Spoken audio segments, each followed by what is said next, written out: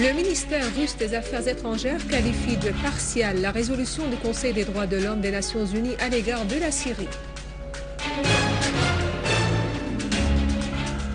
Les autorités compétentes ont eu des accrochages avec les groupes armés à Azaz, près d'Alep, causant de grandes pertes parmi les terroristes.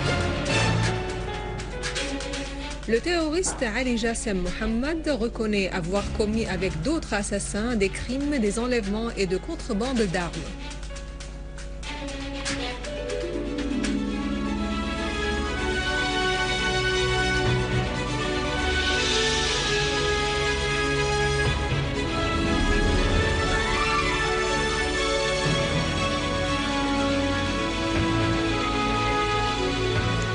Bon après-midi, après le titre, voici notre journal. Le ministère russe des Affaires étrangères a confirmé que la résolution du Conseil des droits de l'homme des Nations Unies sur la Syrie est une décision partiale qui ne pourrait pas contribuer au lancement du processus politique en Syrie. Le ministère russe des Affaires étrangères a souligné dans un communiqué que le projet de résolution ne comprend pas une condamnation de la violence de l'opposition armée citée à maintes reprises par le chef de la mission d'observateur des Nations Unies, Robert Mood, et qu'il ne comprend pas non plus la condamnation des attaques terroristes en dépit du fait que des dizaines de personnes ont été tuées par les terroristes.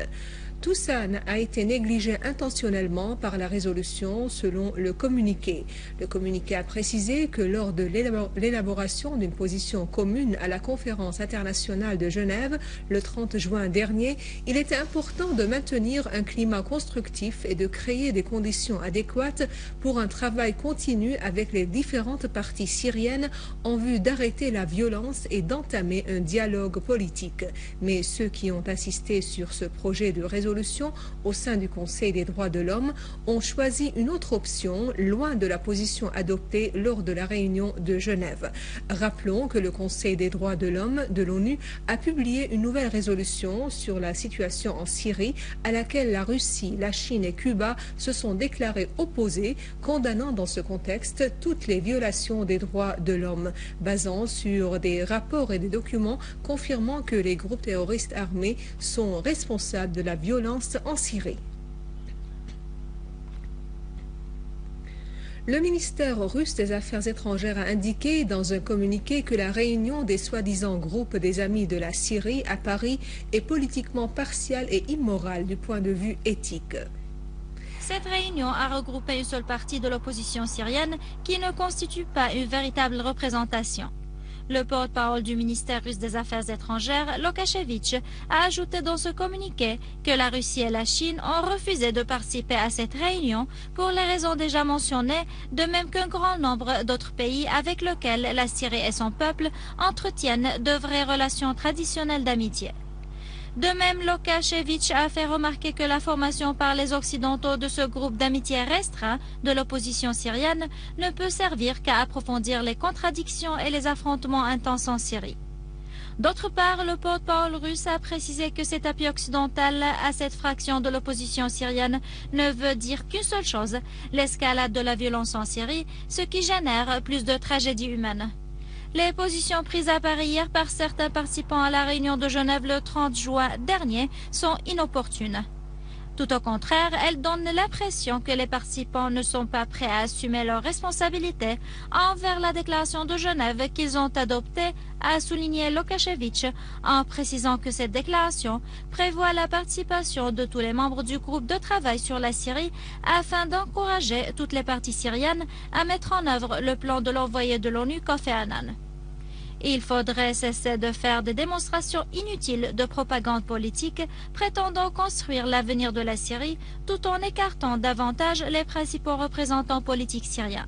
Les promesses de financement généreuses faites lors de la réunion de Paris sont une sorte d'incitation flagrante de l'opposition armée à attaquer le gouvernement en Syrie, a précisé le communiqué russe, tout en ajoutant qu'il faudrait respecter la déclaration de Genève qui prône un dialogue entre le gouvernement et toute l'opposition syrienne dans le cadre de la souveraineté, l'indépendance et l'unité territoriale de la Syrie.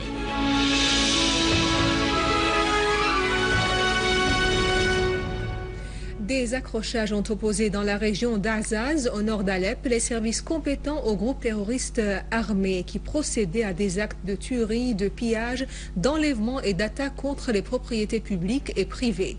Selon une source officielle, les services compétents ont infligé de lourdes pertes aux terroristes, ont détruit leurs véhicules, dont 6 pick-up équipés de mitrailleuses et une voiture volée, et ont confisqué leurs armes et munitions. Parmi ces terroristes figurent Anas Ismail Hamdouche, Ismail Farrouh Fendi, Ismail Abdelmajid, Ahmed Nafi' Kenno, Hussein Nouaimi, Hilal Hassan Hamadi, Ahmed Najjar et Mahmoud Al-Khatib. À Homs, les services spécialisés ont repoussé la nuit dernière plusieurs tentatives d'infiltration de groupes terroristes à partir du Liban, plus précisément dans la localité de Sarhaniye dans la campagne d'Al-Qusayr. À l'issue de l'accrochage, des dizaines de terroristes ont été tués et blessés, alors que les services spécialisés ont déploré le décès du caporal Thabet Mahmoud Dakhil. Par ailleurs, les services spécialisés ont mené hier un assaut sur un repère de terroristes à l'ouest d'Al-Asi, dans la banlieue d'Al-Qusayr, faisant des tués dans leur rang, dont le terroriste Ahmed Ghaleb Al-Hashish. Sur un autre plan, un gang terroriste a provoqué un incendie hier dans un champ cultivé près de Foula Al-Houla. Alors que les habitants sortaient pour maîtriser le feu, ils ont été agressés par des terroristes. Le citoyen Abdelhamid Fendi a donc été tué et d'autres blessés. À Khan Sheikhoun, dans le gouvernorat d'Idleb, les services compétents ont traqué plusieurs repères des groupes terroristes dans la ville et les fermes avoisinant.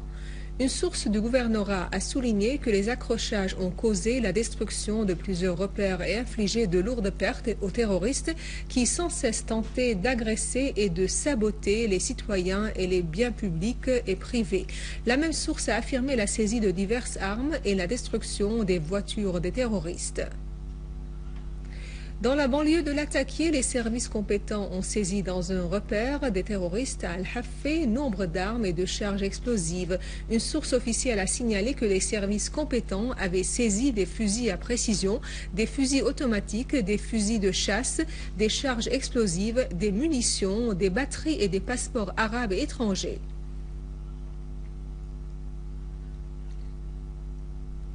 Le terroriste Ali Jassem al-Mohammad a reconnu avoir perpétré avec son gang terroriste une série d'actes et de massacres ainsi que de la contrebande d'armes et de matériel de télécommunication à partir du Liban.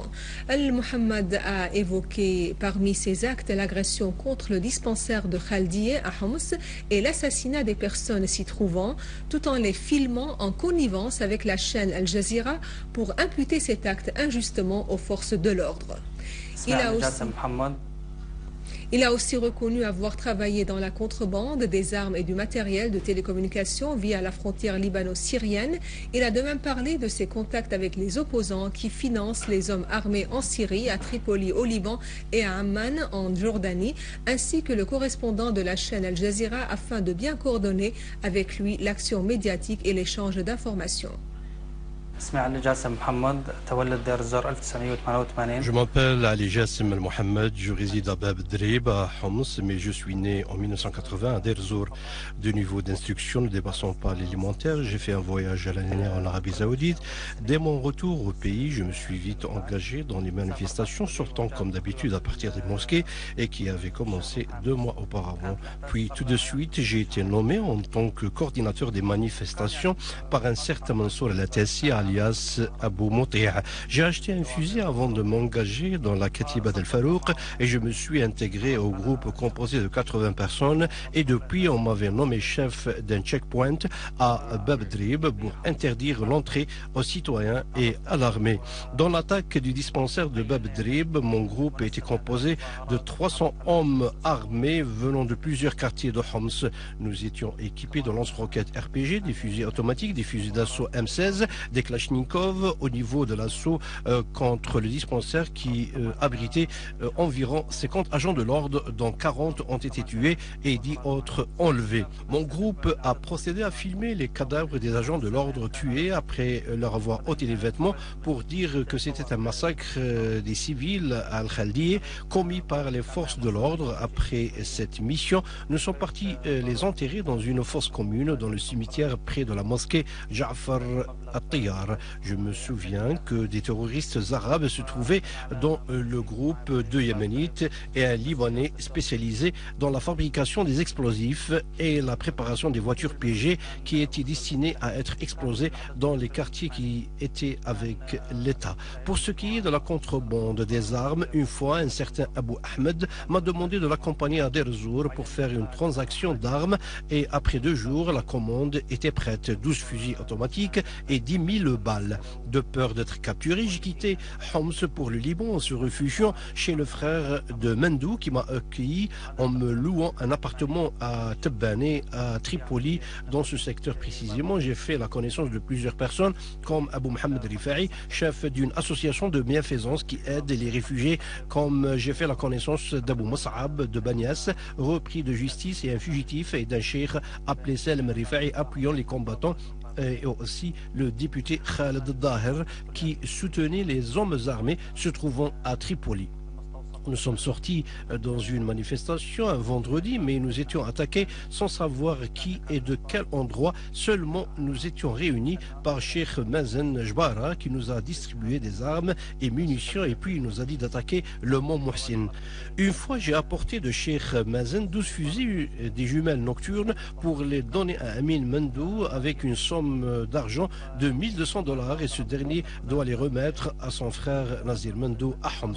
Je suis allé à Amman où j'ai fait la connaissance de plusieurs personnes activant au sein de l'opposition syrienne en Jordanie, en plus du correspondant de la chaîne Al Jazeera, Yasser Abou Hlale. Ces gens se rencontraient pour décider des manifestations et des sit-ins devant l'ambassade de Syrie à Amman. J'ai demandé à Abou Hlale de me fournir du matériel de transmission pour lui donner des informations sur ce qui se passe en Syrie. Il m'a glissé son numéro de téléphone pour l'appeler et lui fournir des informations de l'intérieur de la Syrie.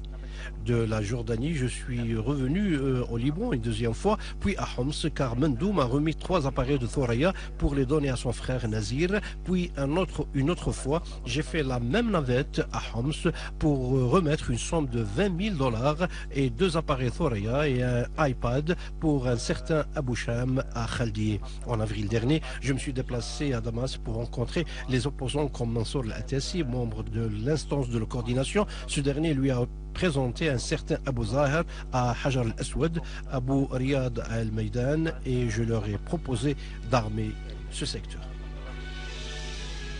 Et un rappel des principaux titres avant de clore ce journal. Le ministère russe des Affaires étrangères qualifie